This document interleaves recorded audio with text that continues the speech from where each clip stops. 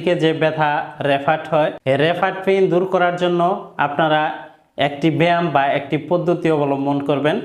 সেটি হচ্ছে এরকম তোয়ালে বা গামছা রোল করে নিয়ে আপনার ঘাড়ের নিচে দিয়ে আপনি শুয়ে থাকবেন 10 মিনিট।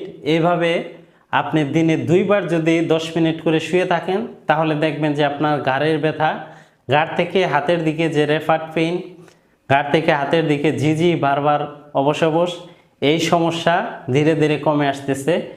এই মেথডটি আপনি ফলো করলে আপনার ঘাড়ের ব্যথা একেবারে দূর হয়ে যাবে ইনশাল্লাহ।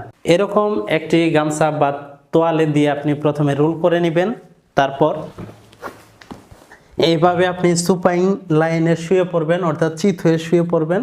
তারপর ঘাড়ের নিচে দিয়ে আপনি হাত দুইটি এইভাবে দিয়ে একদম রিল্যাক্স মোডে 10 থেকে 15 মিনিট শুয়ে থাকবেন। এই সময় আপনি আপনার